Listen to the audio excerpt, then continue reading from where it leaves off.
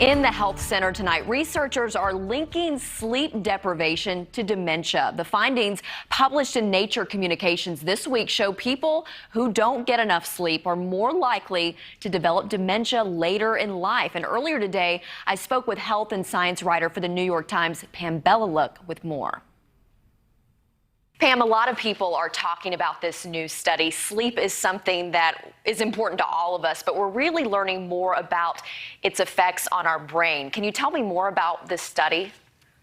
Yeah, so this was a very large study that looked at how many hours people were sleeping beginning when they were 50 and then 60 and then 70.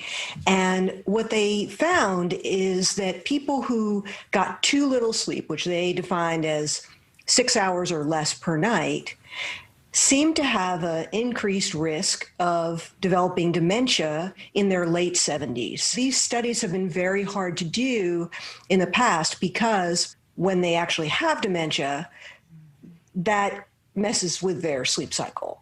And it turns out that the brain changes that are involved in dementia really sort of start doing, their dirty work 15 to 20 years before you end up having memory problems. So if you don't go back far enough, you have, kind of a chicken or egg problem. Like, is your too little sleep that you're getting, is that being caused by the fact that your brain is already developing dementia, or is the dementia that you're developing being kind of fueled by the fact that you're not getting enough sleep? So it's been really hard to sort of study this, and the powerful thing about this study that I wrote about is that they went back almost 30 years, and so they seem to basically be saying, yeah, if you don't get enough sleep, you could be increasing your risk of developing dementia when you get older. What else did this study say about links to dementia when it comes to mental health factors? We know that there is a link between sleep and mental health.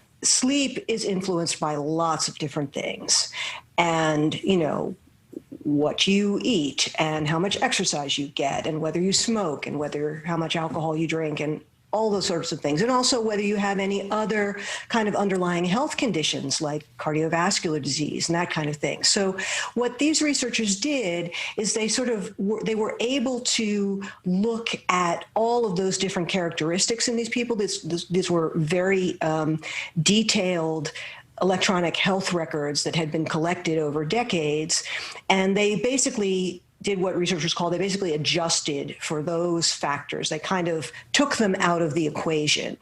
And they did the same thing for mental health. So we all want to go to bed earlier now after hearing that, Pam, but what are some things we can do to make sure we're getting the sleep that we need? There's lots of advice for what they call sleep hygiene, healthy sleep behaviors.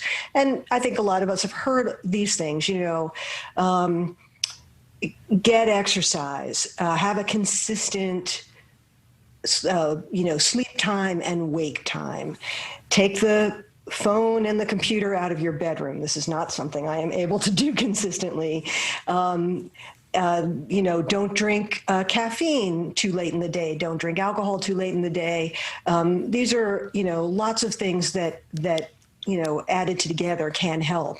One thing I thought was interesting, I asked one of the experts I talked to about sleeping pills and sleep medication, and she said a lot of these medications, while they may help you get to sleep, the sleep isn't necessarily really good deep sleep.